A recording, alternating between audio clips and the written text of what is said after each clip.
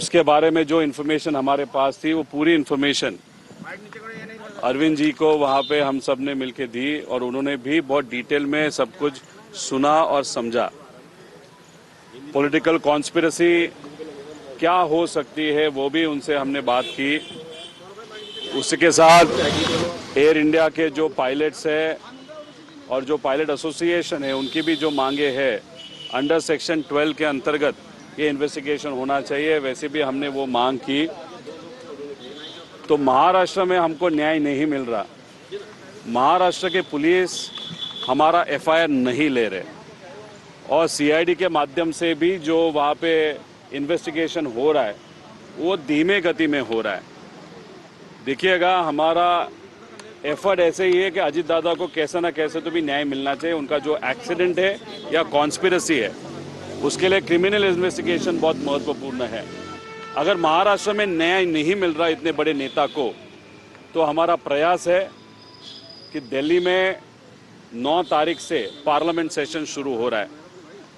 तो parliament session में जो सब इंडिया आघाड़ी के पक्ष है या जो सत्ता में जो लोग हैं उनके खिलाफ लोगों का आवाज़ जो पक्ष उठा रहे हैं, जिसमें आप ये पक्ष भी आता है, तो उनको हमने रिक्वेस्ट की महाराष्ट्र की तरफ से कि आपके जो सांसद हैं उनके माध्यम से भी ये विषय को लिया जाए। दादा को न्याय मिलने के लिए आप भी थोड़ा सा प्रयत्न वहाँ पे कीजिएगा। और अरविंद जी एक बहुत डिटेल में विषय को समझने वाले नेता है, इसलिए उन्होंने ये भी कहा कि ये विषय यहाँ तक नहीं रुकता। एक तो अजीत दादा को न्याय मिलने के लिए आप तो प्रयास कर रहे हो, उसमें जो भी सपोर्ट लगेगा वो हम करेंगे, लेकिन इसमें अगर आप देखो तो डीजीसीए भी बहुत बड़ा रिफॉर्म करने की वहाँ पे ज़रूरत है, क्योंकि करोड़ों लोग आज प्लेन से प्रवास कर रहे हैं, ट्रैवलिंग कर रहे हैं। तो जिस तरीके का डीजीसीए का काम है वो बहुत करप्ट है, गलत तरीके से हो रहा है, और अगर उसमें रिफॉर्म किया जाए तो लोगों को भी इसका फ़ायदा होगा। ऐसी भूमिका उन्होंने वहाँ पे ली, उसके लिए हमने उनका आभार व्यक्त किया। अभी आगे जाके बाकी जो सब नेता है, कांग्रेस के राहुल गांधी जी है, अखिलेश जी है, कन्नूमोड़ी मैम है, और उसी के साथ सोरेन साहब है और तेजस्वी यादव जी है, इन सब को आगे के 3-4 दिन में हम मिलेंगे, उनसे ये सब बातचीत करेंगे। सुप्रिया ताई भी हमारा टाइम या अपॉइंटमेंट लेने के लिए मदद करे, वो खुद ये विषय को आगे लेके जा रही है। राममोहन नायडू के इस्तीफे के बारे में, राममोहन नायडू के इस्तीफे के बारे में क्या कहा? राममोहन नायडू के इस्तीफे के बारे में क्या कहा? देखो, उनको हमने बताया कि टीडीपी ये जो पक्ष है, उनके जो प्रमुख है चंद्रबाबू नायडू साहब, उनके पास वाले लोगों का और वीएसआर कंपनी का कमर्शियल रिलेशनशिप है। उनकी एक एनबीएफसी है, एनबीएफसी ने वीएसआर कंपनी को वहाँ पे फंडिंग किया है। उसके साथ वीएसआर कंपनी का जो मालिक है वीके सिंह, ये दिल्ली का बंदा है। जुबली हिल्स जो हैदराबाद में बहुत प्रमुख और बहुत वीआईपी जगह है, वहाँ पे वीएसआर ने एक जगह ली। वो जगह लेते वक्त जो कैशोर वैश्य बैंक है, उन्होंने वीएसआर कंपनी को 40 करोड़ का लोन वहाँ पे दिया। कौन से तारीख पे दिया था? 30/9/2024 को। और कोइंसिडेंस देखो, जो हेरिटेज फिनसर्व नाम की कंपनी है चंद्रबाबू नायडू साहब के पास वाले लोगों की, उनको भी 30/9/2024 को 50 करोड़ रुपए इस बैंक ने दिए थे।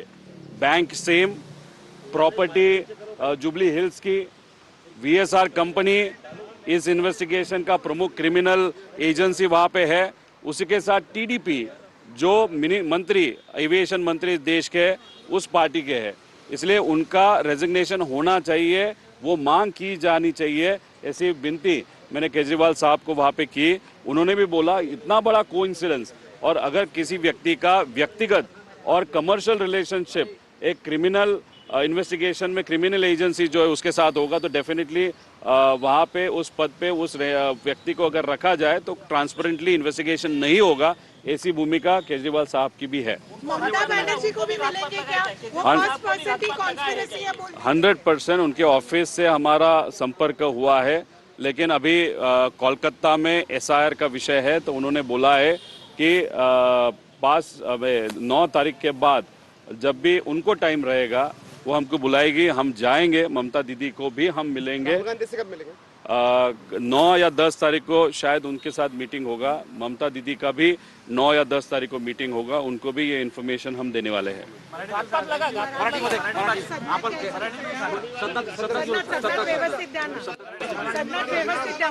बस ठीक है, ठीक है। फिर यहाँ पे महाराष्ट्र भवन आते हैं हम। हिंदी में और कुछ है? सवाल ये है टीडीपी की तरफ से टीडीपी का और राम मोहन नायडू का वीएसआर के साथ कोई बिजनेस रिलेशन नहीं है।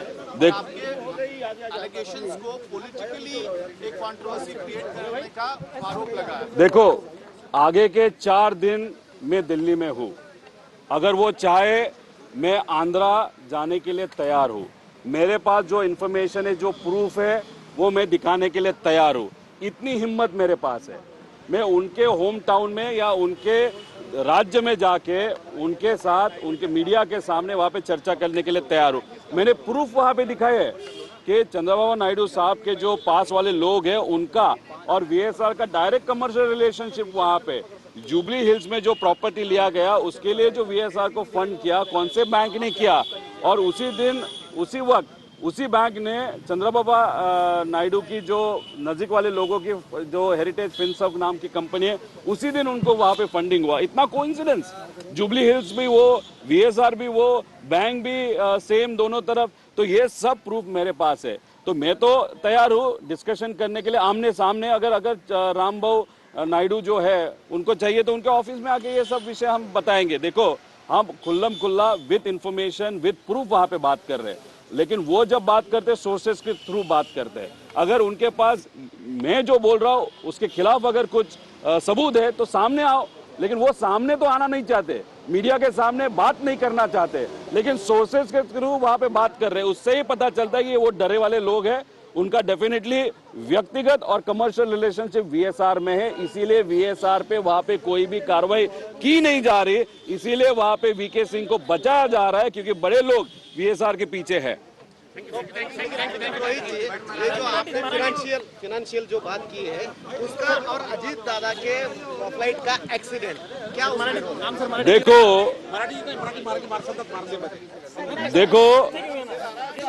ये जो AAIB नाम की संस्था है, ये वो नॉन स्टैट्यूटरी बॉडी है। वो बॉडी को किसने निर्माण किया? तो DGCA ने निर्माण किया। DGCA और AAIB, ये जो इन्वेस्टिगेशन बॉडी है एयरलाइंस की, वो किसको रिपोर्ट करते हैं? एविएशन मंत्रालय को रिपोर्ट करती है। एविएशन मंत्रालय में कौन बैठा है? तो TDP का नेता वहां पे बैठा है। अभी TDP का नेता, उसका जो नेता है चंद्रबाबू नायडू, उनका और वीएसआर का डायरेक्ट रिलेशनशिप है, वो तो हमने प्रूफ किया है। अगर इन्वेस्टिगेशन एजेंसी पे जिस मंत्री का कंट्रोल है उसका ही financial and personal relationship VSR के ऊपर होगा, तो हम कैसे एक्सेप्ट करें कि इन्वेस्टिगेशन ट्रांसपेरेंटली होगा? इसलिए दादा का जो हुआ था वो वीएसआर कंपनी का प्लेन था, उसमें वो एक्सीडेंट हुआ था और वीएसआर कंपनी का और TDP का डायरेक्ट वहाँ पे रिलेशनशिप है। तो इसलिए हमको लग रहा है कि ये इन्वेस्टिगेशन बहुत ट्रांसपेरेंटली नहीं होगा, जो नहीं हो रहा अनफॉर्चुनेटली। एक सवाल, अमित शाह जी से आप मिलने वाले हो क्या? लास्ट टाइम भी आपने प्रयास किया था। उनसे मेल करके हम देखेंगे अगर वो चर्चा हो पाई या मिल पाए। हम जब महाराष्ट्र राज्य के मुख्यमंत्री साहब देवेंद्र फडणवीस साहब जो मिले थे, उनसे बात की थी। उन्होंने कहा था कि आप हमको एक पत्र इंग्लिश में भी दे दो, जो हम वहाँ पे अमित जी को वहाँ पे देंगे। उनकी रिक्वेस्ट पे हमने वो पत्र वहाँ पे दिया है। डेफिनेटली महाराष्ट्र के CM साहब ये अमित शाह जी साहब से बात करेंगे, क्योंकि दादा के वो बहुत पास वाले फ्रेंड थे, बहुत गहरी संबंध थे, इसलिए वो फॉलोअप करेंगे। लेकिन हमारी तरफ से एक ईमेल हम 100% अमित शाह जी को भी दे देंगे। देखते हैं वो टाइम दे पाएंगे कि नहीं पाएंगे। Thank you.